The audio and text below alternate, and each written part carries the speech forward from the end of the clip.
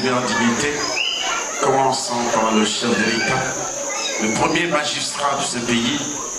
Il est dit de prier pour tous ceux qui sont élevés en dignité, afin qu'il y ait la paix dans ta maison. Élève la voix et prie le Seigneur.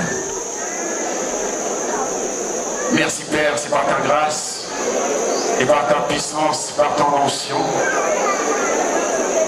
par ta miséricorde que nous sommes arrivés ici. Manifeste ton autorité, ton pouvoir. Délivre tes enfants. Rachète ceux qui ne sont pas encore sauvés.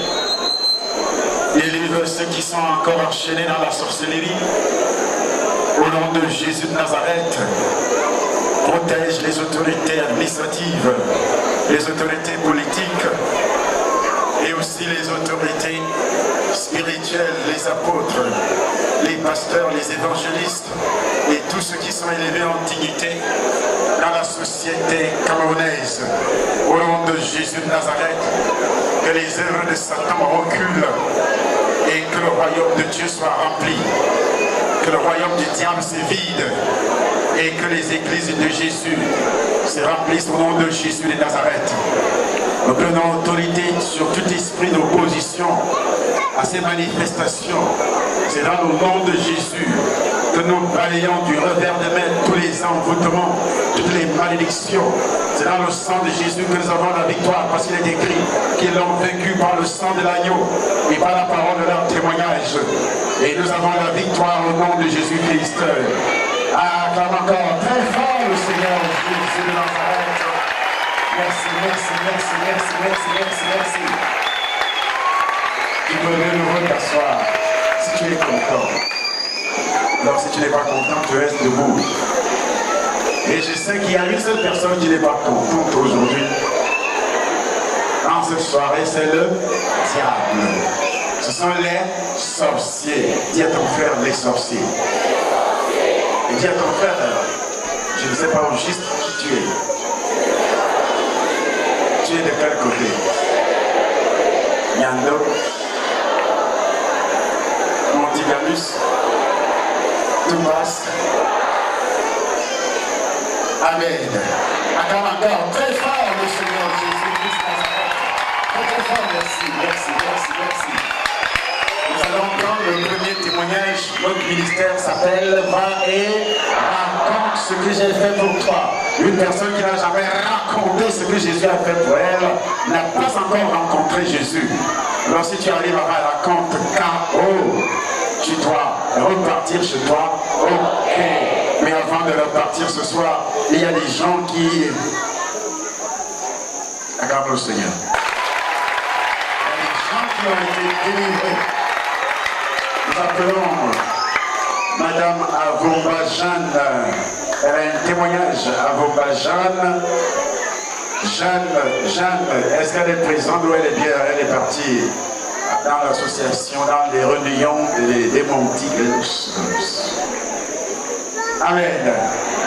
Amen. Acclame encore très fort pour cette femme. Amen. Tu peux regarder où tu veux, la salle est ronde, le podium est au milieu. Bonsoir, peuple de Dieu. Je remercie l'Éternel ce soir et je remercie Pépé parce que lorsque je suis arrivée ici en mars, j'ai perdu mon mari au mois d'août. J'étais vraiment démoralisée et en larmes, puisque j'ai déjà témoigné ici que j'étais rejetée dans toutes les deux familles, ma belle famille et ma famille personnelle. Bon, je sors d'abord des coutumes parce que les conseils qu'ils donnent ici, j'ai reçu parce qu'il fallait faire le veuvage, parce que ça fait 1 an de 19 là. Je devais aller au village, faire les coutumes, préparer les funérailles et tout et tout. Je lui remercie d'abord pour ça parce qu'il m'a enlevé le sucre. Compte tenu, j'ai une charge de 9 enfants pour mon mari et moi il m'a laissé. Et je vous ai dit, j'ai témoigné de ça ici. J'avais les troubles de cerveau. Quand je restais, je restais, je n'avais pas vraiment, je n'étais pas fixée. Je pouvais aller au marché, je tourne tout autour.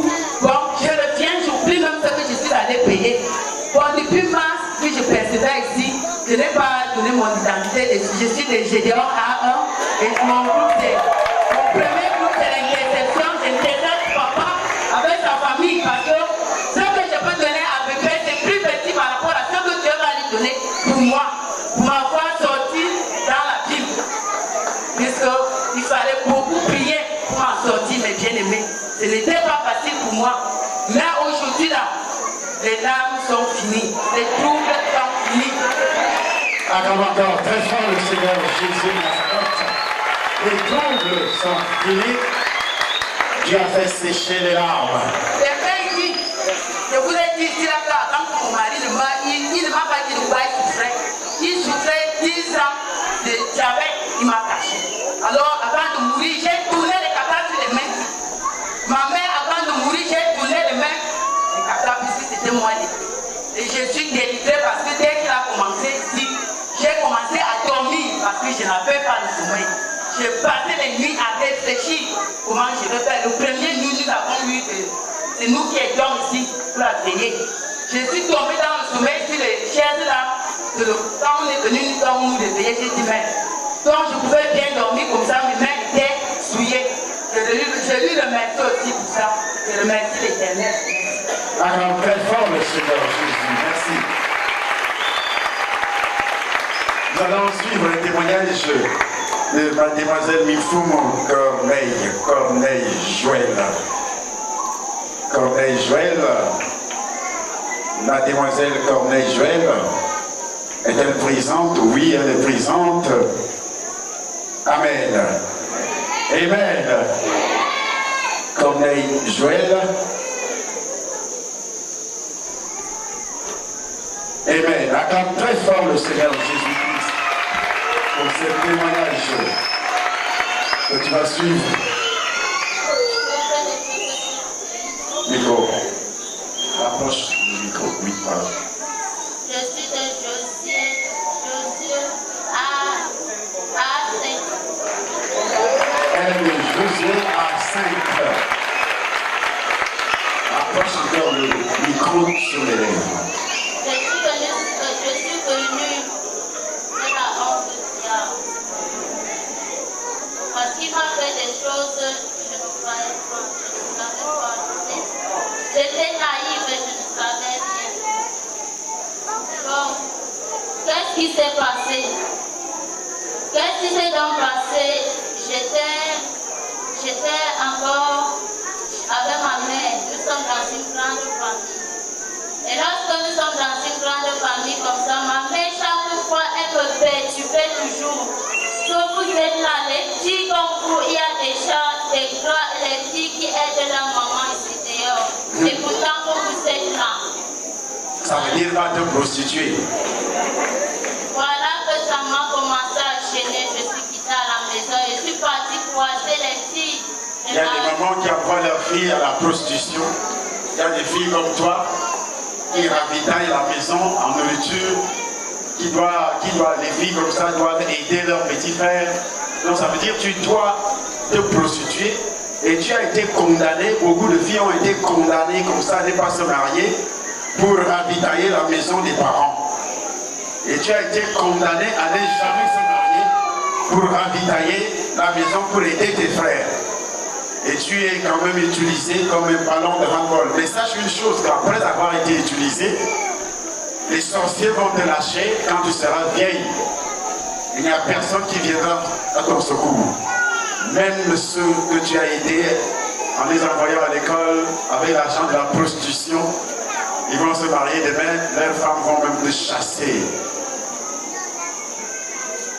Bon, maintenant, lorsque je suis dans partie croisée cette fille, il y a une fille qui m'a prise entre ses mains.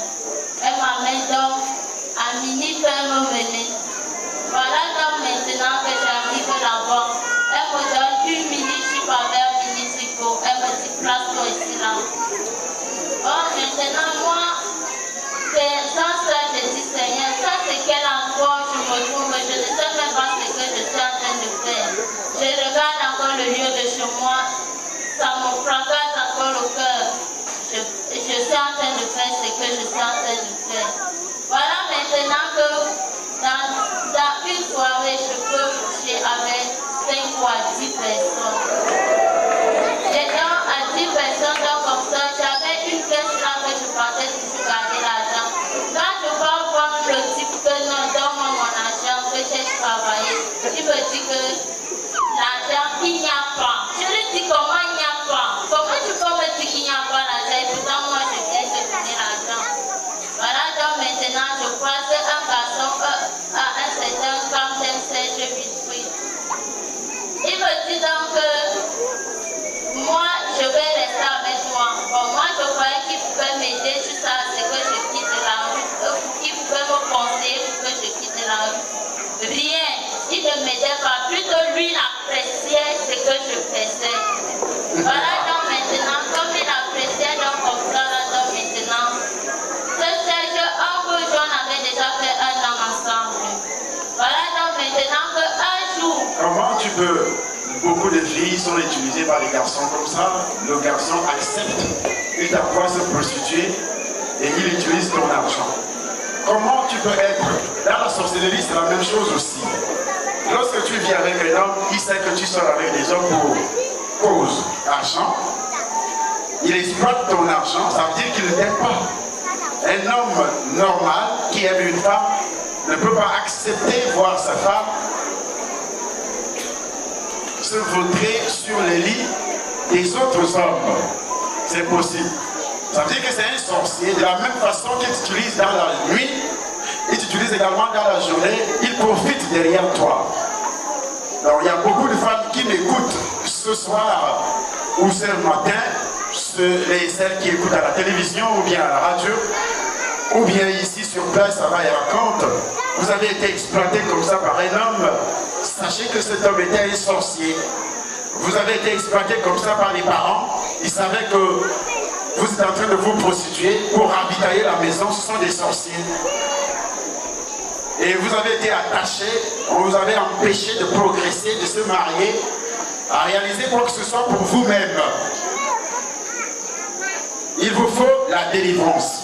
Même si tout paraît aller dans le sens normal, mais comprenez qu'à un moment donné, ça va basculer comme un château de cartes. Et vous n'aurez que vos yeux pour pleurer. Voici donc maintenant que lorsqu'on avait déjà fait 1 an ensemble, on était donc à la maison ensemble. J'ai commencé d'abord, il me tapait chaque fois. Je ne savais pas ce que je faisais. Bon, je me demandais dans le cœur que Seigneur, qu'est-ce qui fait que ce gars me tape chaque fois? J'ai même décidé un jour d'aller chez mes parents. Bon, moi je suis encore restée. En restant donc comme ça, là, donc maintenant, un conjoint débarque, il ferme la porte, il a la lampe tranchante. Une lame rasoir. Il me dit donc maintenant que il y a quelque chose que moi et toi on va signer maintenant là. Je lui dis qu'on va signer quoi?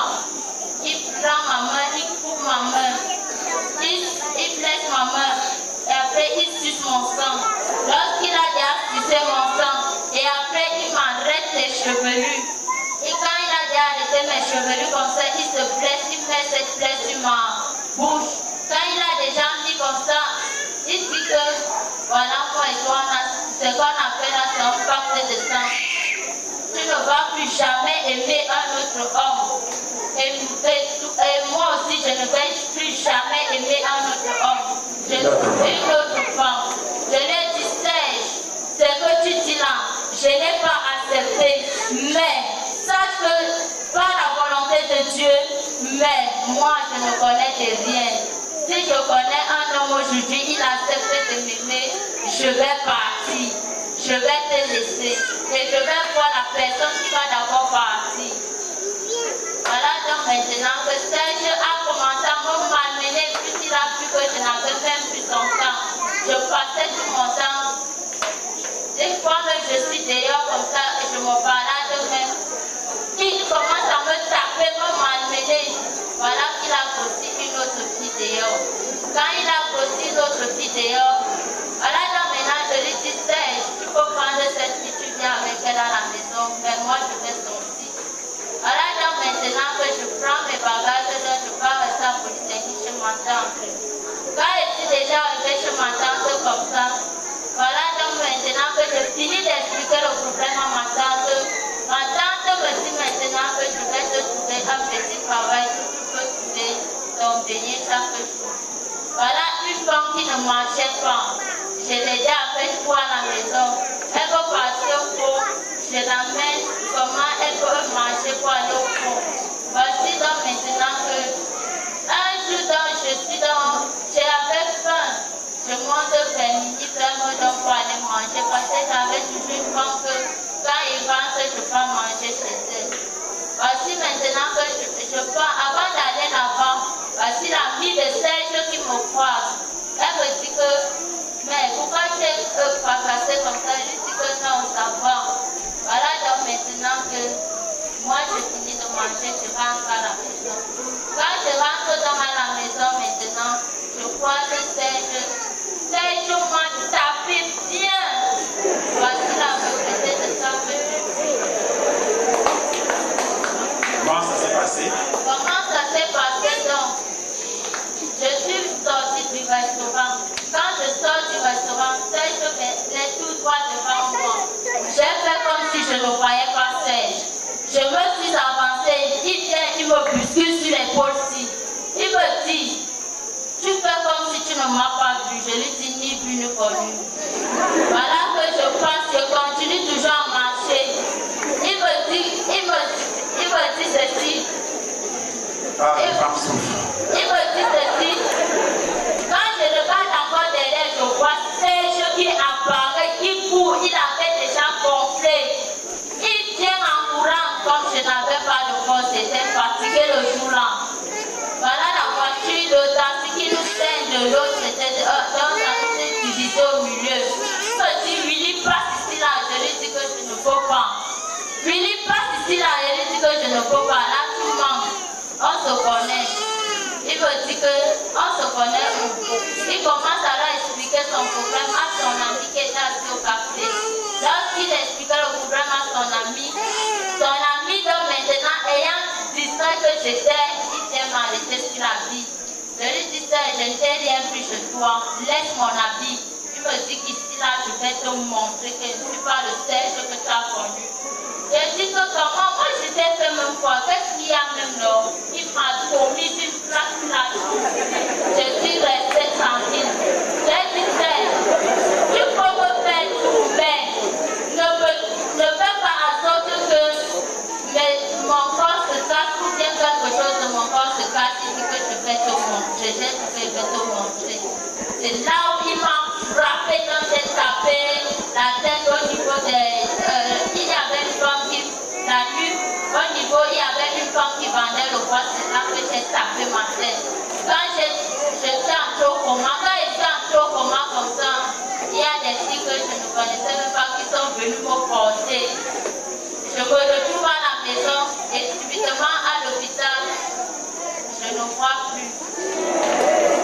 Et c'est comme ça que ma vue est partie. Lorsque je suis donc restée à la maison maintenant, il y a mon oncle qui était ici là, qui a parlé à ma mère, qui a l'église de Veracruz. Est-ce que tu peux amener ma fille là-bas? Ma mère, je suis rentrée, ma mère me dit que ton oncle a dit que tu peux à l'église de Veracruz. Je ne sais pas d'où ça se situe. Moi-même, je suis venue, j'ai commencé à chercher toute seule. J'ai commencé à chercher, on m'a indiqué. Lorsqu'on m'a indiqué ici là, j'ai commencé à comprendre la parole, je comprenais toujours la parole. Lorsque j'ai compris la parole comme ça, j'ai pris la décision d'aller me baptiser dans les eaux. Quand je suis arrivée dans les eaux, je me suis baptisée. Je suis venue, j'ai trouvé le docteur assis là sur sa voiture. Il était assis sur sa voiture, j'étais avec le jeune garçon. Bon, on s'approche, il me dit, voilà le docteur là-bas, il me dit que allons. On est parti devant le docteur, j'ai expliqué au docteur ce que j'avais à l'expliquer. Il me dit, est-ce que tu as fait ta cuidance? Je lui dis non. Il me tu dois voir le docteur Julie, le pasteur Julie. Voilà, maintenant que je peux voir le pasteur Julie dit que je suis fatiguée, jolie, je suis fatiguée. Lorsque maintenant je dis je vais immédiatement dire, attends, j'arrive. Après, je me dis encore que tu as bien demandé au garçon que tu avais elle. Il dit oui, il faut prendre maintenant, on arrive derrière dans son bureau. On commence alors à remplir la fiche du quittam. Le pasteur Julien a encore quitté les parties. Voilà maintenant que je ne peux pas dire que j'ai déjà peur. Parce que vous n'avez pas pu l'adorer comme Daniel. Car il a dit, dès le premier verset, il a dit, béni soit le nom de Dieu. Béni soit le nom de Dieu. D'éternité en éternité. D'éternité en éternité. À lui appartient la sagesse et la force. Il n'a pas dit le nom d'une secte. C'est à cause de cette secte que je suis devenu ministre. C'est à cause de cette secte que je suis devenu directeur général. C'est à cause de cette secte que j'ai été nommé ceci ou cela. Non. Il n'a pas dit cela. Il a dit béni soit le nom de ce Dieu créateur des cieux, la terre, des océans et tout ce qui s'y trouve. Il savait que c'est Dieu qui lui avait donné la sagesse. C'est Dieu qui t'a donné l'intelligence. C'est Dieu qui t'a donné le diplôme que tu as dans la maison. Et parfois vous allez chez les féticheurs, chez les guérisseurs, chez les marabouts. Tu n'as pas besoin d'un secours, d'un guérisseur pour te venir, pour te donner la sagesse. Il n'y a pas besoin de tout cela.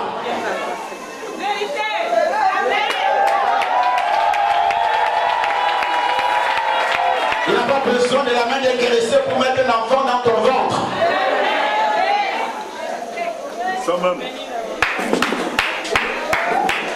Il n'a pas besoin d'une secte pernicieuse pour t'élever ministre, pour t'élever directeur, pour te donner une place au soleil.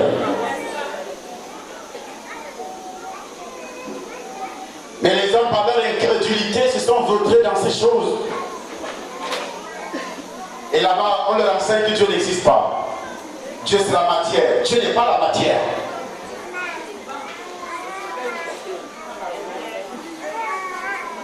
Oui. C'est lui qui donne la sagesse aux sages et la science à ceux qui ont de l'intelligence. Il révèle ce qui est profond et caché. Il connaît ce qu'il y a dans les ténèbres. Et la lumière. Il connaît ce qui se passe dans la sorcellerie. C'est pour cela qu'il me révèle ce qui se passe dans la sorcellerie de ton village. Quand tu arrives ici, il me révèle parce que lui, son esprit connaît et son esprit est sur moi. Alors il me révèle ce qui se passe dans la sorcellerie de ton village. Et il écrase la tête des sorciers de ton village. Il écrase la tête de Montigalus. Il écrase la tête de Poupas. Il écrase la tête de Nyando. L'homme aura pour ennemi son propre Nyando. Il connaît ce qui se passe dans les ténèbres. Alors quand tu arrives ici, rien à faire. Dès que tu lui fais confiance et tu remplis les conditions. Les conditions, c'est faire parler ce Dieu par un sacrifice. Je veux faire parler l'Éternel. On ne peut pas faire descendre un Dieu sans sacrifice.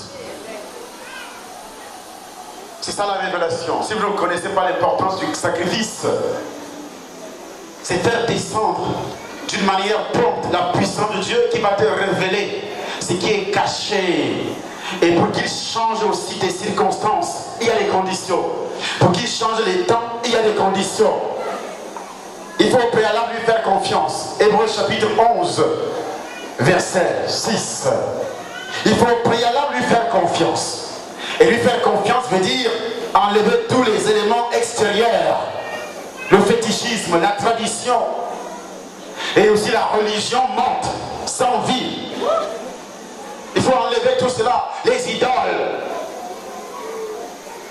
Il faut se débarrasser de tout ce qui peut empêcher l'Esprit de Dieu de se mouvoir dans ta vie.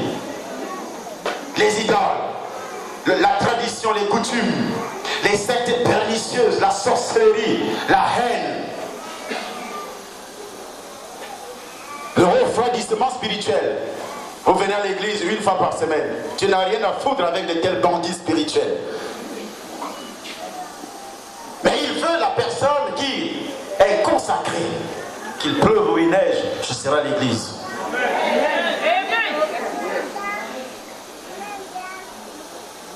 chapitre 11, verset 6. Il est écrit. Or, sans la foi, il est impossible de lui être agréable. Or, sans la foi, il est impossible d'être agréable à Dieu. Car il faut que celui qui s'approche de Dieu croit que Dieu existe. Il faut que celui qui s'approche de Dieu croit que Dieu existe. Et qu'il est le rémunérateur de celui qui le cherche. Il est celui qui paye, rémunérateur, donc il paye celui qui le cherche. On ne le cherche pas devant un poste téléviseur. On ne le cherche pas dans les bars, dans les ventes emportées, dans les boîtes de nuit. On ne le cherche pas aussi chez les féticheurs, chez les marabouts. Car là-bas, ce sont les agents de Satan. On ne le cherche pas dans la tradition ni dans les coutumes. On ne le cherche pas aussi en Europe, aux États-Unis. Mais on le cherche dans une église dite de réveil. La Bible dit, selon Actes chapitre 1er, verset 8. Et voici, vous recevez une puissance, le Saint-Esprit survenant sur vous, et vous serez mes témoins. Vous recevrez une puissance, et vous serez mes témoins. Là où tu vas, dans l'église où tu vas, as-tu reçu la puissance, le Saint-Esprit, pour être un témoin de Jésus? Pas un témoin de Jéhovah, ne confondez pas. Je ne parle pas des témoins de Jéhovah.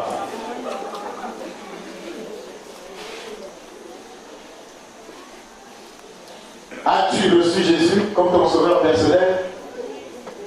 Les cafards marchent sur le plafond, tu trembles. Tu ramasses une bouteille d'eau bénite. La puissance de Dieu n'est pas dans une bouteille d'eau. Les sorciers déversent leurs agents sur la toiture.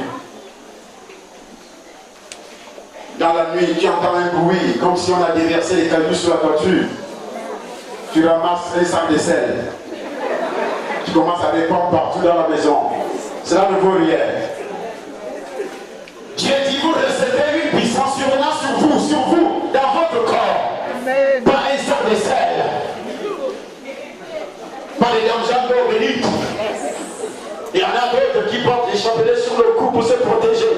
Il y a d'autres qui enterrent la Bible. Des lampes, des bougies, qui allument les encens.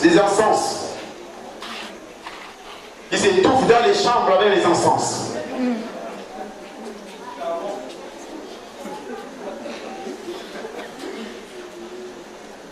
Vous recevrez une puissance de Saint-Esprit survenant sur vous. Et vous serez mes témoins. Amen. Le témoin de Jésus chasse les démons. Amen. Il a dit, voici les signes qui accompagneront ceux qui auront cru. En mon nom, ils chasseront les démons. On nous a parlé à une école, dans une école de théologie pour ça, pour chasser les démons. Ça veut dire quoi? Chasser les sorciers. Les sorciers doivent trembler quand vous arrivez quelque part. Si vous venez à Baracambre, tous les sorciers de votre famille vont trembler. Beaucoup vont mourir.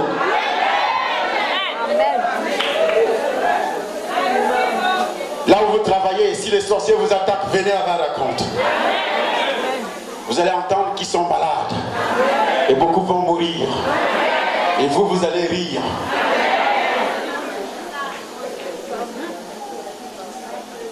Oui. Il connaît ce qui se trouve dans les ténèbres. Dieu connaît ce qui se trouve dans les ténèbres. La lumière demeure avec lui. La lumière demeure avec le docteur Essamba. La lumière demeure avant et raconte. La lumière demeure dans ta famille.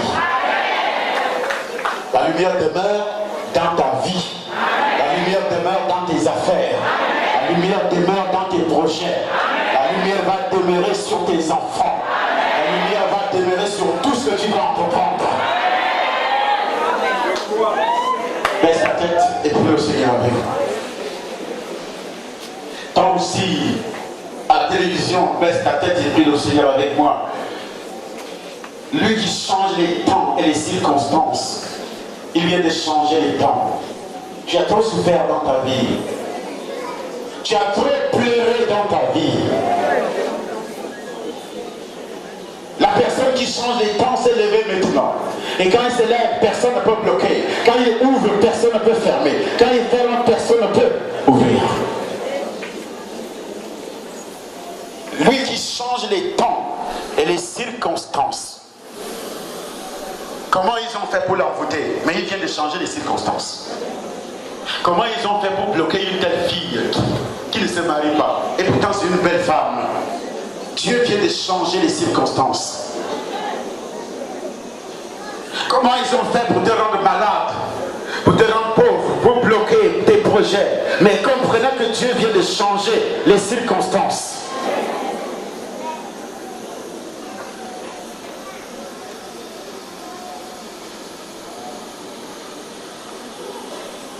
Tu n'as plus la même vie. Tout a changé maintenant. Tout a changé. Ne te considère plus comme malade. Ne te considère plus comme pauvre. Ne te considère plus comme une personne bloquée. Mais tu es libre. Tu connaîtras la vérité et la vérité t'affranchira. La personne qui change les temps et les circonstances vient de te libérer. Par le sang de Jésus-Christ. Par la puissance du Saint-Esprit. Par le pouvoir de Jésus de Nazareth.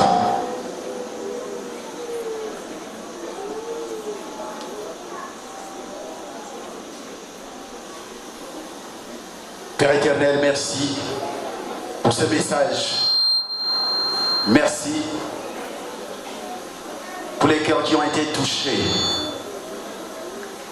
Si vous avez été touchés et que vous voulez accepter le Seigneur, il est écrit dans la parole de Dieu. Après avoir entendu ces discours, ils ont eu les cœurs vivement touchés. Ils ont dit à Pierre et aux autres disciples, « Frères, que ferons-nous » Écoutez la réponse de Pierre. « Repentez-vous et que chacun de vous soit baptisé. Repentez-vous et que chacun de vous soit baptisé. » Il n'a pas dit « Venez dans ma religion ». Mais le premier geste, c'est la repentance. Ce qui veut dire reconnaître que vous êtes pécheur. Reconnaître que vous êtes perdu. Reconnaître qu'il y a un seul médiateur entre Dieu et les hommes. Ce médiateur s'appelle Jésus. Reconnaître que vous êtes en prison, vous êtes né en prison, votre père en prison, jusqu'à toucher la lignée d'Adam et Ève. Il faut donc un rachat pour que vous soyez libérés. Reconnaître effectivement que Dieu a envoyé Jésus dans le monde pour libérer ceux qui étaient perdus. Et tous ont péché et sont privés de la gloire de Dieu. Vous êtes privés de la protection de Dieu. Vous êtes privés de la gloire de Dieu. Vous êtes privés aussi de la guérison de Dieu, de la délivrance de Dieu. Vous êtes privés de la prospérité de Dieu. Vous êtes privés de tout ce qui vient de Dieu. Mais si vous acceptez Jésus, vous ouvrez votre cœur. Et c'est là que la protection, vous n'allez plus utiliser les calebasses, se faire inciser chez les féticheurs pour attirer la bénédiction ou la protection. Mais Dieu va descendre, votre corps deviendra le temple du Saint-Esprit. Il habite, il doit habiter dans votre corps.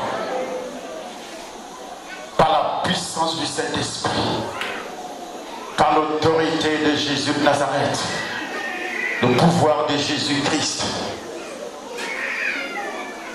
Seigneur Jésus, libère cette onction, libère cette puissance, libère ce pouvoir. Continue à manifester cette puissance sur tes enfants. Délivre ceux qui ont des problèmes de sorcellerie, tous ceux qui ont été touchés par les sacrifices du mois d'août, dans le nom de Jésus de Nazareth. Tu es libéré. Amen. Lui qui change les temps et les circonstances.